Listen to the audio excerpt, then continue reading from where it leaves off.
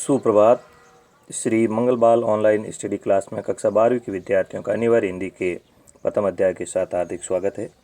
पिछले कालांश में हमने प्रथम अध्याय में संकलित संतवाणी में कबीरदास जी को पढ़ा और तुलसी के साहित्यिक परिचय को पढ़ा और साथ में तुलसी के 3 दोहे हमने उनके भावार्थ देख लिए थे।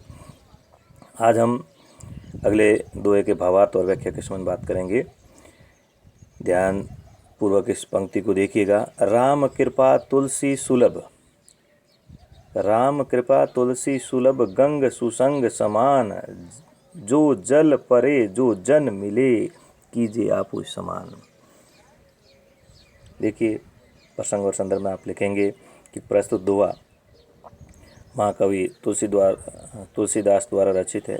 इसमें सत्संगति या अच्छे लोगों की संगति का प्रभाव बताया गया है। साथ ही ऐसी संगति हमें किससे प्राप्त होती है? उस परमपिता परमेश्वर या प्रभु की भक्ति से प्रभाव से हमें प्राप्त होती है। तो इसकी व्याख्या देखिएगा। सुलभ का अर्थ होता है आसानी से, गंग यानी गंगा, सुसंग यानी अच्छे लोगों की संगति, आपो यानी अपने समान। कवि तुलसीदास कहते हैं कि राम कृपा यानी प्रभु राम की कृपा से गंग सुसंग समान, गंगा के समान सुसंगति आसानी से मिल सकती है। राम कृपा तुलसी सुलभ, गंग सुसंग समान। प्रभु राम की कृपा होने से, प्रभु राम की दया या कृपा होने से गंगा के समान हमें पवित्र सुसंगति आसानी से मिल सकती है। जो जल परे जो जन मिले, कीजिए आपो समान। कैसे? गंगा में जो अन्य नदियों का जल या जो दूसरी अन्य धाराएं जो आती है, जो गंगा में मिल जाती है, गंगा अपने समान पवित्र बना देती है। ठीक वैसे ही सुसंगति में जो व्यक्ति या जन आ जाता है वो सद्गुणों से मंडित हो जाता है। अर्थात अच्छे लोगों की संगति में आने से उन अच्छे लोगों का प्रभाव दूसरे लोगों पर भी अवश्य होता है। भावार्थ बहुत अच्छे से समझ गए होंगे कि राम की कृपा होने से, प्रभु राम की कृपा होने से गंगा के समान जो सुसंगति है वो हमें आसानी से प्राप्त हो जाती है। अच्छे लोगों की संगति प्राप्त हो जाती है। कैसे? जिस प्रकार गंगा में अन्य प्रकार की जल की धाराएं, दूसरी नदियों की जल की धाराएं जो आकर मिलती है तो गंगा अपने समान उस जल को भी पवित्र बना देती है। इसी प्रकार सुसंगत या अच्छे लोगों के, सज्जन लोगों की संगति में आने से वो सद्गुण जो है अच्छे लोगों वाले दूसरे लोगों पर भी प्रभाव अवश्य डालते हैं, उससे वे सुशोभित होते हैं। तो इसमें आप विशेष की बात में बताएंगे कि गंग सुसंग समान यानी वर्णावर्ती है, यहाँ अनुप्रास अलंकार है। गंगा के समान तो उपमा अलंकार भी प्रयुक्त हुआ है। इसके अलावा इसमें आप विशेष में लिखेंगे कि संगति के प्रभाव को दिखाया गया। हमें अच्छे लोगों की संगति में हमेशा रहना चाहिए। अब अपन दूसरे पद के बारे में बात करते हैं। दूसरा जो दोहा है आप देख रहे हैं। तुलसी या संसार में भांति भांति के लोग, सब सो हिल मिल चालिए, नदी नाव संजो। प्रस्तुत दोहा भी तुलसीदास द्वारा रचित है और अपने जीवन में हमें हर इंसान के साथ हिल मिलकर जीवन यापन करने का इसमें कवि तुलसी ने जो है संदेश दिया है। हिल मिलने का मतलब होता है सबसे प्रेम से चलने का। तो तुलसीदास कहते हैं कि इस संसार में भांति भांति के लोग यानी अनेक प्रकार के लोग रहते हैं। तुलसी या संसार में भांति भांति के लोग, तुलसीदास कहते हैं कि संसार में अनेक प्रकार के लोग रहते हैं। जैसे नदी और नाव का संयोग होता है, कैसे? उसी प्रकार जैसे लोगों से मिलना तो कभी कभी होता है, जैसे नदी और नाव का मिलना। इसलिए हमें सबसे हिल मिल कर चलना चाहिए। जैसे पारस्परिक मेल जोल से विकट समस्या भी जो होती है हम निपटा सकते हैं। मानव जीवन भी हमारा कैसा है? क्षण भंगुर है। मानव जीवन भी हमारा क्षणभंगुर है, इसलिए हमें एक दूसरे के साथ जो है प्रेम पूर्वक व्यवहार करना चाहिए और वैसा ही संयोग रखना चाहिए जैसा नदी और नाव का होता है। उसी प्रकार के संयोग से हमें आगे बढ़ना चाहिए।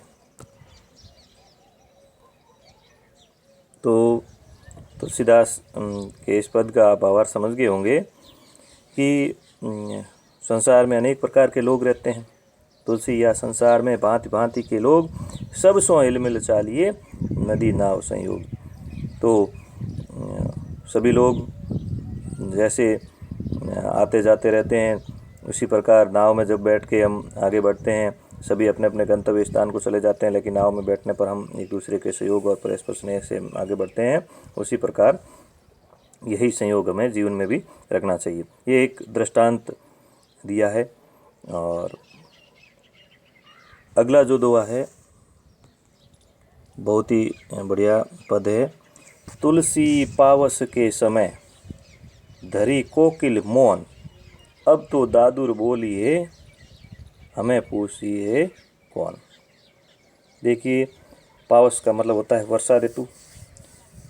तुलसी पावस के समय यानी वर्षा ऋतु के समय, धरी यानी धारण की, कोकिलन कोयल को बोलते हैं, मौन यानी मौन धारण करना, और दादुर कहते हैं मेंढक को।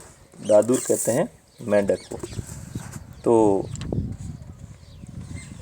कवि जो तुलसीदास कहते हैं इस दोहे में कि वर्षा ऋतु आ जाने पर तुलसी पावस के समय धरी कोकिलन मोहल, यानी जैसे ही वर्षा ऋतु आ जाती है कोयल मौन धारण कर लेती है, वो चुपचाप हो जाती है।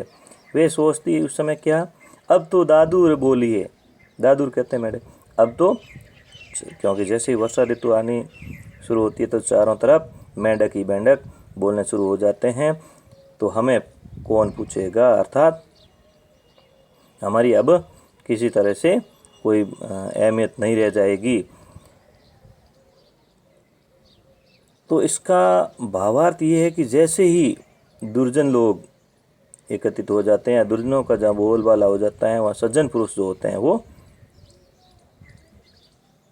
अपना मौन धारण कर लेते हैं और मौन धारण करना ही अपने आप को श्रेष्ठ कर समझते हैं। जिस प्रकार आप देखते हैं कि अन्य ऋतुओं में कोयल बोलती है तो कोयल की महत्ता रहती है, लेकिन वर्षा ऋतु में चारों तरफ मेंढक टरटराते हैं। जब मेंढक बोलने शुरू हो जाते हैं तो कोयल है वो मौन धारण कर लेती है, क्योंकि जब मेंढकों का ज़्यादा बोलबाला, यानी मेंढक यहाँ के दुर्जन व्यक्तियों के प्रतीक है, अर्थात जब बुरे गुणों वाले लोगों का ज़्यादा बोलबाला हो जाता है तो स्वाभाविक है कि कोयल मौन धारण कर लेती है। सज्जन पुरुष भी वैसा ही करते हैं जैसे कोयल करती है।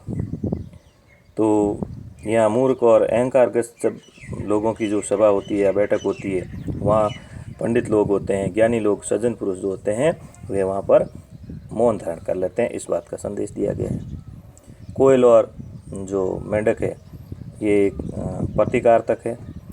कोयल तो सत्पुरुषों का संकेत है और दादुर जो है दुर्गुणी लोगों का संकेत है। तो आप समझ गए होंगे कि हमें भी जब ज़्यादा दुर्गुणी लोग, दुर्जन लोग एकत्रित हो जाते हैं, वो तरह तरह की फालतू बातें करते हैं, तो ज्ञानी पुरुष को हमेशा चाहिए कि वहाँ पर मौन धारण कर ले, इसी में उसका भला है।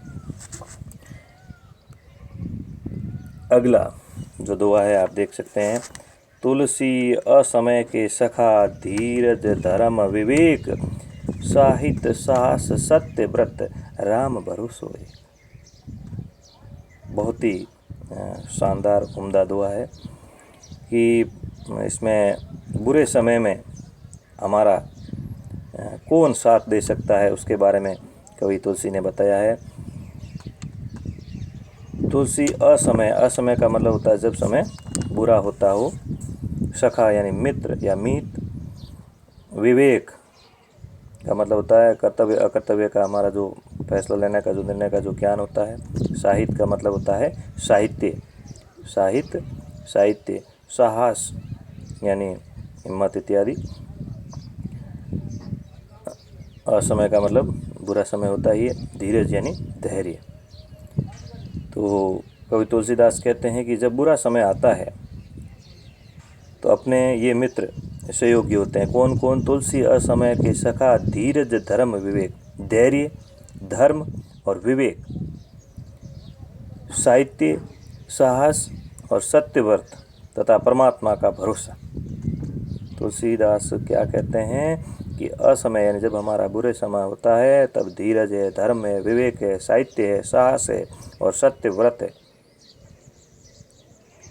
और परमात्मा का भरोसा, राम भरोसो है। ये जो व्यक्ति गुण अपने जीवन में धारण कर लेता है तो मनुष्य बड़ी सी बड़ी समस्या से निजात पा जाता है और अपना जीवन सुखपूर्ण बिता देता है। कहने का अभिप्राय क्या हुआ? तुलसीदास कहते हैं कि जब व्यक्ति विकट परिस्थिति में होता है तो उसे धीरज रखना चाहिए, धर्म का पालन करना चाहिए, अपना विवेक नहीं खोना चाहिए, साहित्य पठन पाठन करना चाहिए, साहस और सत्यव्रत और राम पर भरोसा रखिए। तो कैसी विपदा क्यों ना हो, आप उससे पार पा जाओगे, अपना जीवन सफल हो जाएगा। नीति का संकेत दिया है, अनुप्रास अलंकार है ही। बुरा समय का सामना करने के लिए कवि तुलसीदास ने सद्गुणों को अपनाने और प्रभु पर भरोसा करने की बात कही है। तो ये आपके तुलसीदास के दोहे थे, उनका भावार्थ है। इस पर आधारित आपके पाठ्य पुस्तक में संकलित जो क्वेश्चन है वो भी हल करेंगे। इनका भावार्थ आप अच्छे से करेंगे, आधा काम तो आपके भावार्थ अच्छे से करने से हल हो जाएगा। प्यारे विद्यार्थियों, अभी भी जो है ऑनलाइन क्लासें थोड़ी लंबी चल सकती है क्योंकि अभी तक कोई विद्यालयों के संबंध में सरकार का कोई अभी स्पष्ट फैसला नहीं है कि कब तक स्कूलें ओपन हो जाएगी। इसलिए आप लोग ऑनलाइन कक्षाएं हैं उसमें अपने आप को आदी कीजिए और नियमित अध्ययन कीजिए। जय हिंद, जय भारत।